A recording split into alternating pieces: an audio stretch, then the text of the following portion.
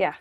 Um, I had a research job and I ran back to my dorm to do this. I didn't even have time to put makeup on, but that's okay. This is me without makeup. Thanks everyone for coming. This is Kelly Gluckman again. This is a weekly series concerning topics about HIV, brought to you by brightbod.com. Just to reiterate, this is my personal experience. This is not meant to be medical advice. In fact, my medical advice is to go to a doctor. um, so all the microphones are going to be silenced for the next 20 or so minutes while I give my presentation. And then at the end, I'll open the floor for questions. I highly encourage any and all questions. I'll answer them to the best of my ability, or I'll point you in the right direction. If you have any questions after it's all said and done and this is over, you can go to brightbod.com and record yourself asking a question, and then someone will come back in and answer it for you. Yeah, I think that's it. Yeah, anyway, so today I'm going to be talking about the history of HIV. This is the generally agreed upon origins of where HIV comes from by the scientific community. There are conspiracy theories regarding where HIV came from. They are not true. The scientific method is very rigorous and peer-reviewed, and the more you learn about the scientific process, the more you learn that any conspiracy theories regarding where HIV came from are just kind of bogus. Hold up. Okay, so overview. Where did the HIV virus come from? How did it get to the US? And why is there so much stigma around it? Then I'm going to go into where we are now, which might be a little bit of a repeat from something I did earlier, but it's always good to go over it. So HIV's origins. This is where researchers say the first human was infected by the virus, is in the lower part of Cameroon, right next to the Congo. And then it traveled down that river to Kinshasa. It was thought to happen in about 1908 when the first infection happened. It's called the cut hunter theory. So Africa was mostly tribal in that region in 1908, and hunters used to hunt monkeys and eat their meat for sustenance. And monkeys have a version of HIV called the simian immunodeficiency virus, that's SIV. And it is under the same umbrella of what HIV is, and what they think happened, or what is theorized to have happened is two strains of SIV came together and formed a strain of HIV that was able to be transmitted from the monkeys to humans. So the hunters, would hunt monkeys for their meat to accidentally cut themselves while they're butchering the monkey meat, and then HIV was able to travel from one species to the other. So that one cut hunter probably infected only one other person. HIV likely spread on a one-to-one basis through sexual contact, working its way down that river that you see there to the Congo, and eventually reaching Kinshasa, which was more densely located, or more densely populated. So at that time, colonialism, or coming into the 40s and 50s, Belgium and France populated Africa with colonies. I wonder if you see that little red mark in the middle of the screen, because I didn't do that and it's distracting me and I don't know how to fix it. Anyways, so on the right you see the map of Africa and who populated that area. In the 1940s and 50s were a time of colonization, like I said, and it was this area that HIV happened. mass urbanization occurred with the scarcity of Congolese doctors in the area. French-speaking professionals were sought from all over the world, and people in Haiti especially came to Africa to work with the tribes and the people that were, there was a lot of like tropical diseases that were going on, and so the doctors were there to kind of help fix that problem and what was going on. So this is also the time that HIV spread rapidly in Africa, mostly through vaccinations. So they were developing vaccinations to kind of quell the tropical diseases that were going on, and they didn't have a lot of syringes. The surgical standard syringes were expensive and not easy to come by, so they would use the same syringe for many patients. And they had no idea that HIV was in existence at the time. And people were dying, but it wasn't abnormal because life expectancy was really low at that time. So people weren't expected to live into their 60s and 70s. So when people would die relatively young to what we would think young is right now, it didn't raise any alarms. After the colonial government fell, the Haitian professionals went back home, unknowingly bringing HIV with them. So this is a map, and the arrows kind of show you the spread of HIV and around the time that it happened. And it was common, MSM means men who have sex with men. So it was common for men who have sex with men in the US to go on vacation in Haiti during the 60s and 70s. While in Haiti, many American men had sexual relations with local Haitian men. So it's likely that multiple men from the US did bring HIV home with them from Haiti in the 60s. However, sex tourism in Haiti wasn't just limited to men who have sex with men. It's possible that heterosexual people also brought HIV home with them to the US from Haiti. But it was mostly regarded as a homosexual disease because it was happening mostly to men who have sex with men. So in the US in 80 and 81, the first cases showed up in New York and California. And in the US, life expectancy was a lot older, and people who were previously very well and very healthy started developing these random and rare diseases that shouldn't affect a young, healthy man. And this is where things got really interesting and unfortunately very devastating. And so this is patient 0. This is a graph of where supposedly this man, this is Gaetan Dugas. He was a French, what's the word? When you're an airplane stewardess, they're steward. So he was pinpointed as the person who brought HIV to the US. This theory was very recently debunked because of, what we just talked about with this. So people thought that it was this man who brought HIV to the US, not realizing that sex tourism was just a thing that was happening from Haiti at the time. But this is what started like the whole HIV monster kind of thing of like, it's these like horrible, promiscuous, homosexual men who just go around and have sex with everybody. This man had no idea that he had HIV, and he, wherever he was going with his airplanes, he would, have little romps in the cities that he went to, and he accidentally gave it to a bunch of people, and the epidemic was kind of pinpointed at him. So these are the headlines that started happening. AIDS is the wrath of God.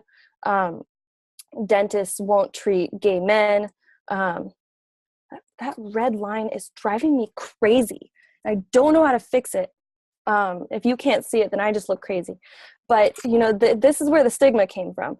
The AIDS poster boy, this is a homosexual disease. However, hemophiliacs were experiencing this as well, and drug users were experiencing this as well. But still, it was thought that the bottom of society were the ones that were getting affected by this epidemic. So a lot of advocacy started to happen. People took to the streets because no one was paying attention, because this was something that happened to like the quote unquote worst people of society, or the what's the word I'm looking for? The undesirables. So ACT UP was a huge activist group. They did a whole lot of work in activism. People just took to the streets because people were dying more and more each year. In 1981, it was a couple hundred, and by the time this guy said anything in 1986 or 87, there had been over 16,000 people who had died of AIDS. And even rich people and famous people were dying of AIDS. So Rock Hudson died in 84. Freddie Mercury died in 86. That's the designer who died in 87. I can't think of his name. He's a huge designer. I took this slide from a previous presentation that I did. Damn it, what's his name? Anyways, 85 down there in the bottom left, that's Michel Foucault. He is a French philosopher and thinker. He's like the father of sociology. He died of AIDS as well. And this is my little plug for Elizabeth Taylor. Elizabeth Taylor was probably the first mainstream celebrity who said anything. She was very, very close friends with Rock Hudson, and she saw what was going on, and she was one of the first people to take a stand. She's a very wealthy white woman. She was a huge star at the time, and she was just like, this isn't okay. We need to be paying attention. These are human beings. There are so many people who are affected by this. And she was one of the founders of AMFAR, which is one of the leading research firms still to this day, and activist organizations for HIV and AIDS policy and research.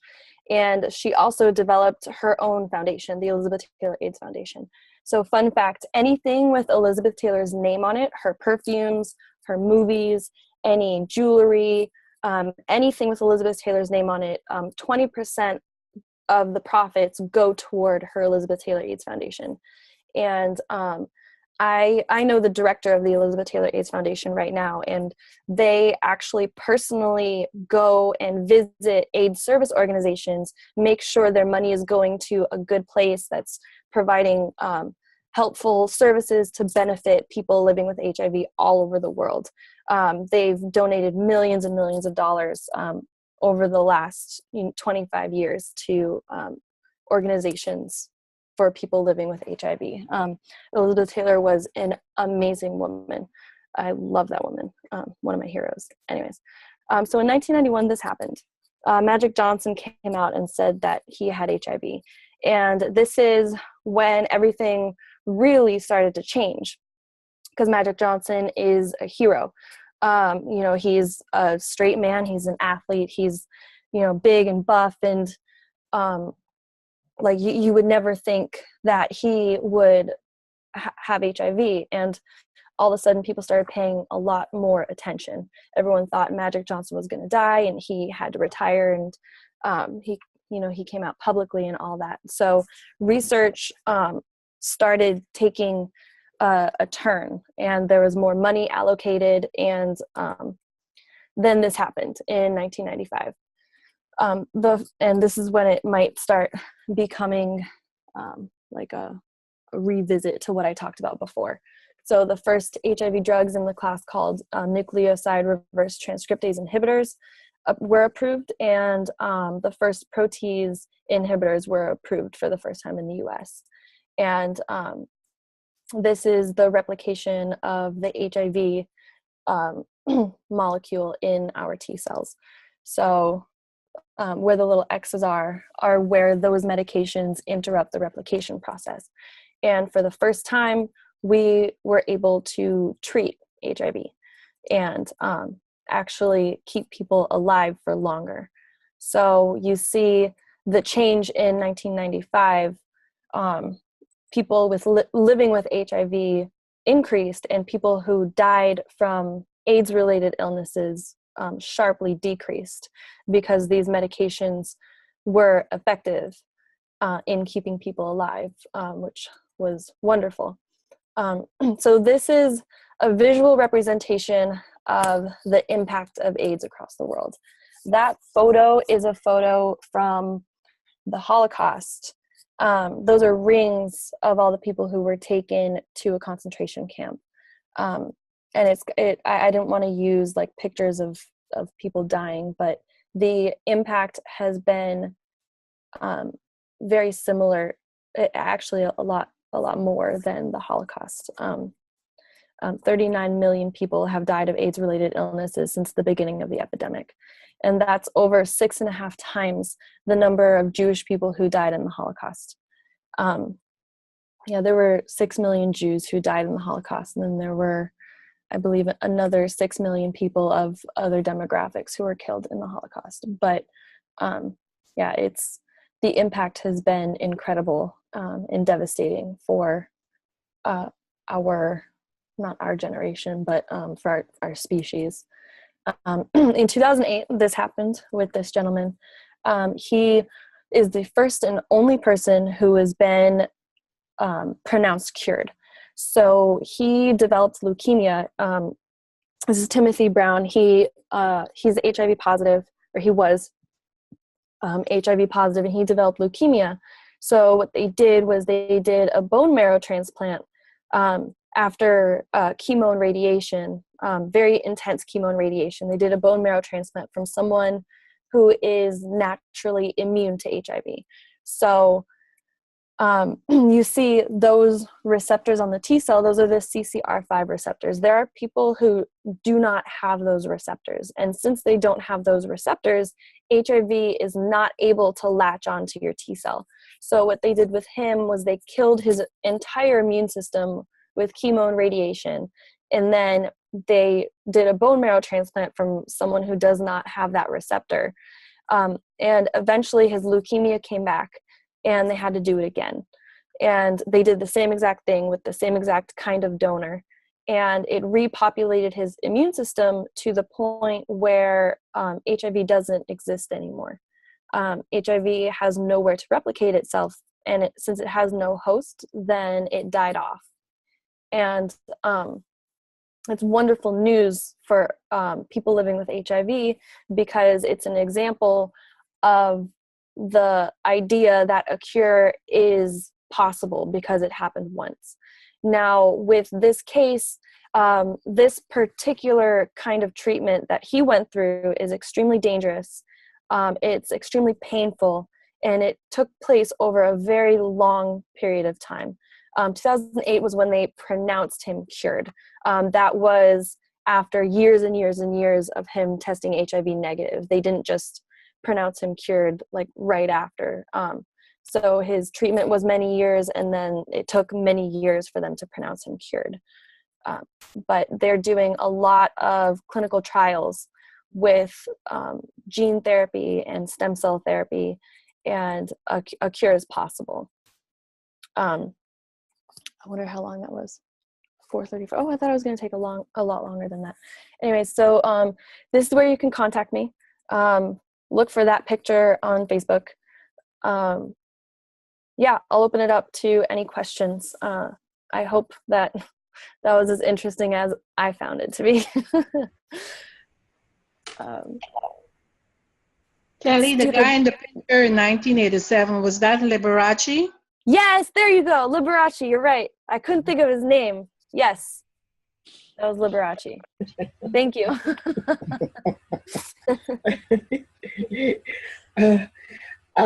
Kelly, the Berlin patient, Timothy Brown. Yes. How did they come about finding the individual who did not have the receptor?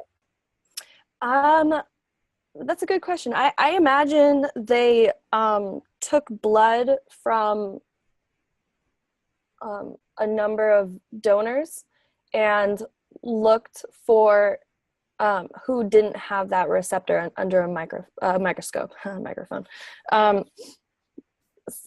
They've been doing a ton of research, and they'll track who you come in contact with, in sexual contact with. And so what they would do is they would take someone who was in sexual contact with another person who was living with HIV but didn't get the virus, and they tried to figure out why. Why did this person not contract the virus? They took their blood and they looked for reasons within, looking at T cells as to why that didn't happen. And that's why they found that receptor in certain people who are genetically, they're predisposed to not having that receptor. So I don't quote me on it, but I would imagine that that's how they came up with that or found that. Okay, thank you. No problem. For the Berlin patient, was he from Berlin, or was the treatment like in Berlin? The treatment was in Berlin. That's a really good question. I think he's a Brit, if I'm not mistaken. Yeah, because his name was English, so that's why I was. Yeah. I'm pretty sure he was a Brit, but he got treatment in Berlin.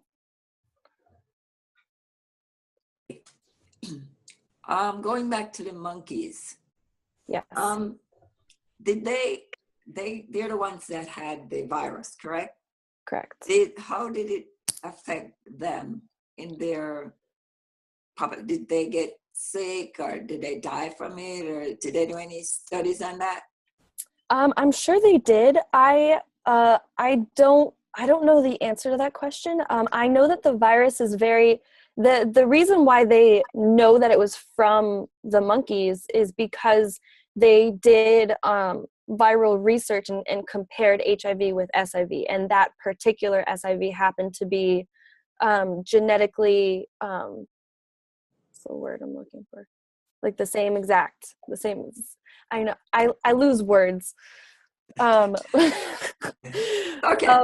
But I don't know what research they did with the actual monkeys. I would imagine it's very similar in effects to the monkeys. Okay. Yeah. Kelly. Yes. I understand that they recently lifted the ban on, I guess, men who've had sexual contact with other men for giving blood or something to that effect. Mm-hmm. Now, aren't all blood banks routinely screening for HIV anyway? Yeah. Yeah. Okay, so. Right. Yeah, it's so silly to ban men who have sex with men from giving blood. If they can, like, they have to look at the blood anyways, to make sure it's okay to give to someone else. So you would think that they would want to get blood from anybody and everybody who's willing to give it. Right, it's going to be checked one way or the other. So either, right, okay. Yeah, my thoughts exactly. Totally. Yeah.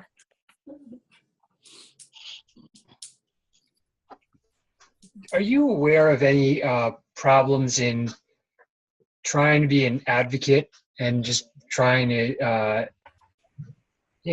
stand up for the rights of people with HIV? Any problems for it? Any barriers? What obstacles did you face, and how could someone be an advocate, and what do they need to watch out for? Okay, so if you want to be an advocate, all you really have to do is come out with it publicly. There are ways to, like, you could do like a simple YouTube video. We all have computers. You could, record yourself telling your story about how you got diagnosed. You could come out with it on Facebook. You could come out with it on Twitter, on Instagram. You could tell all your friends. And then there are trying to think, because the way I became an advocate was I got a call from my clinic, and they were like, hey, the CDC is doing an ad campaign. I think you'd be great for it. Are you interested? And I said yes. So it kind of fell into my lap personally. As far as seeking it out, I mean, to be an advocate, all you have to do is call your congressman, read up on policy regarding HIV or the Affordable Care Act or Planned Parenthood, and call your congressperson, your representative. The barriers, I mean, if you want to make a career out of it, that I'm still figuring that shit out. I've found it very, that's what I'm trying to do, to be a public speaker, and make a career out of it. It's a completely different story. You have to build and really make a name for yourself before people are requesting your services. So as far as like emotional barriers or social barriers, there's probably going to be some stigma. Like if you look at my video on the CDC, on YouTube, there's a lot of negative comments. So you kind of just have to build a thick skin and just understand that any negative comments, any stigma is coming from a lack of education, and it's not an attack at your character. And you kind of just have to navigate it from that perspective. And if one weren't necessarily interested in being an advocate, but just wanted a job, so that they could stay involved in the HIV community on a daily basis, is it realistic for somebody to go to an AIDS service organization and ask to apply, or is there more to it? That's funny you ask. I have applied myself to many AIDS service organizations to try to get a job as a peer advocate, helping people into medication. Nobody wanted to hire me because I didn't have a degree. And I thought it was the silliest thing, because I am HIV positive. I know exactly how to talk to someone who just got diagnosed. I had to navigate the medical system myself. But nobody wanted to hire me because I didn't have a degree. So if you have a degree, it's going to be a lot easier. And no one's going to stop you from applying to any job. It's just a matter of having the qualifications to get hired. So that is a barrier. You can always volunteer. AIDS service organizations take volunteers.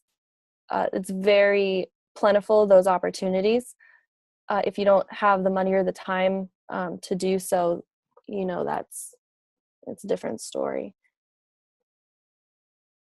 Kelly, if I have the training, the education, and I know about AIDS and I may not have it, or HIV, I'm not HIV, would I still be considered for the position of an advocate just because maybe I have the knowledge, I got a degree, I have, some training?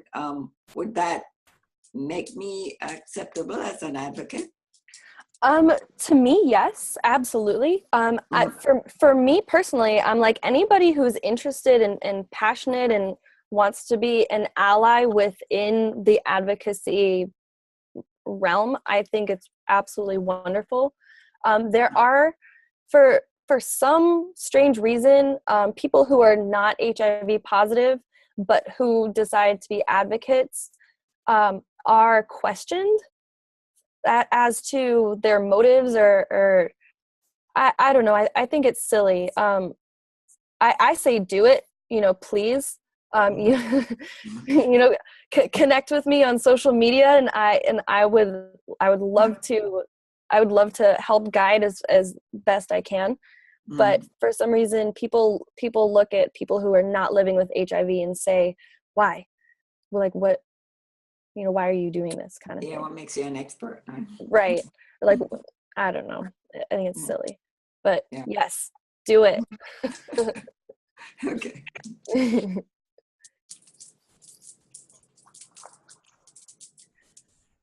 Kelly, that HIV prevention or pre-exposure drug they came out with a few years ago. Mhm. Any idea what's the status in terms of the success rate of that?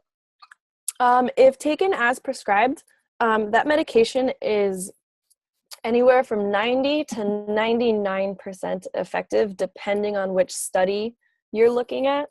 It's very, very, very effective. And it's covered under most insurances. If you don't have insurance, it's expensive. It's in the $2,000 a month range. But if you have insurance, it's probably going to be covered with a little bit of a copay. Sounds like something we should just put in a public water supply, huh? Wait, I'm sorry, say that again?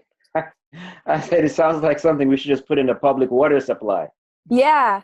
I mean, we need to be contacting our like if this is something you're interested in, contact your congressperson. And there are generic versions of drugs in India that are much, much less expensive.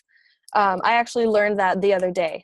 And there's like a trade embargo, so you can't order them here because the pharmaceutical company loves to make money. And Right. if you're ordering them from India, they're not making money. Love capitalism. Gotta love capitalism.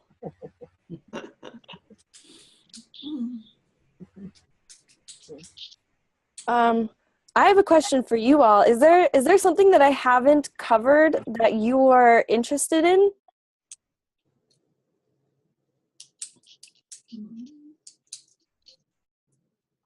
No, I thought the history was very interesting. Yep. Just kind of, Yeah. I thought that was Cool. very interesting. Yay! Because I didn't know Thank you. all that. Yeah. It's so interesting, isn't it? Yeah. For me, like, that was part of my coping, because I was like, I really wanted to know what was going on, where it came from, why it's here, how it got here. It's like, the more I learned, the more I felt like I got control of my life. And then the more I learned, the more I was like, wow, this is fascinating. Thank Yeah. you.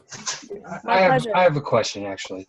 Can you be a little bit more specific? What is it about knowing the history of HIV that can empower a patient and empower a person to, to learn more and to just be, just to feel better? Sure.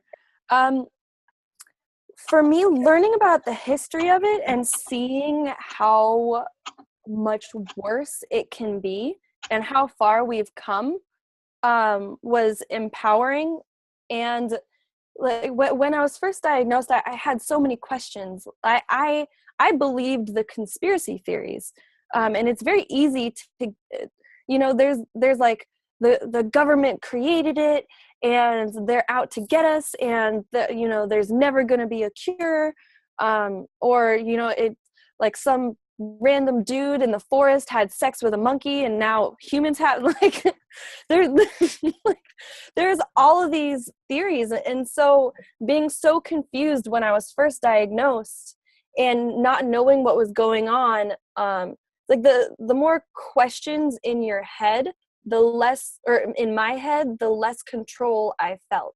So learning about the scientific research, how it's researched, how rigorous the research is, and having those questions answered, and having it all make sense to me and come together in my mind, was just like,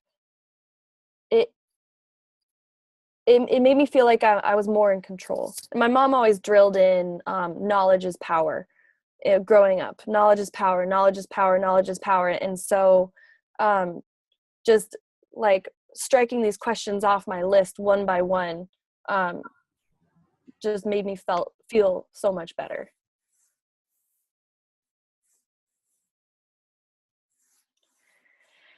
Whew. Okay, Anybody else? Okay. It was a pleasure. Thank you guys for your time. Next week, oh, by the way, Joe, I forgot to tell you, I will be in Washington, D.C. I will be advocating on Capitol Hill for the rights of people living with HIV.